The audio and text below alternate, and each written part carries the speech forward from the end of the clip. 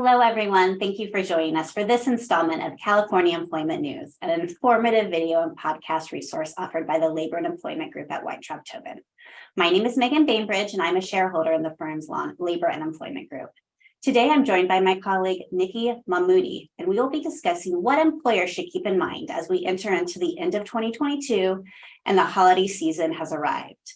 Nikki, what is the most important thing for employers to keep in mind during this season? Great question, Megan. So naturally, this is the time of the year where there's different celebrations, different holidays, and the end of the year is coming up. So employers want to have maybe an end of the year gathering or a holiday gathering. And the key here is you want to make sure that as an employer, you provide a respectful, safe event in addition to it being fun. So the most important thing is to provide clear guidance to your employees on acceptable standards of behavior. You want your employees to know that they have to follow appropriate workplace rules and policies. That includes sexual harassment prevention rules, and you want to make sure that your employees' speech and conduct are appropriate for a traditional work setting. Those don't go away during a holiday party. What we always recommend is issuing a statement in writing to remind your employees that the party is an extension of the workplace. One other suggestion that we have is in terms of time and place, that can also influence the tone of an event.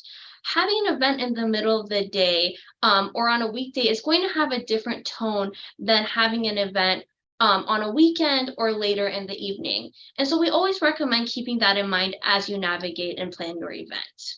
Megan, do you have any other tips to provide for a holiday party? I sure do. If you'll be serving alcohol, employers will want to consider the risks and liabilities that can come with serving alcohol, and in some cases, over serving alcohol. A few suggestions for ways you can limit these risks include the following: hiring a catering service who can provide professional servers and bartenders trained to handle alcohol-related issues, serving only beer and wine, keeping the liquor with high alcohol content off the menu, handing out drink tickets or limit drinking alcohol to certain times and places, and serving food and water along with the drinks.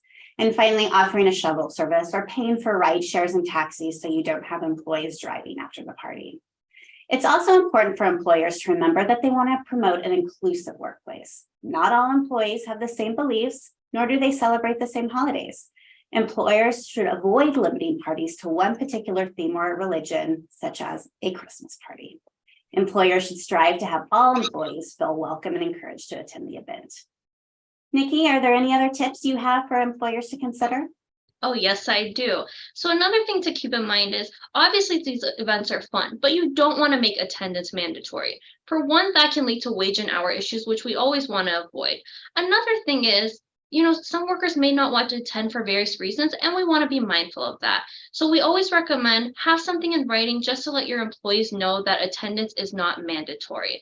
One other thing is a lot of times during this year, employees may want to engage in some kind of gift exchange.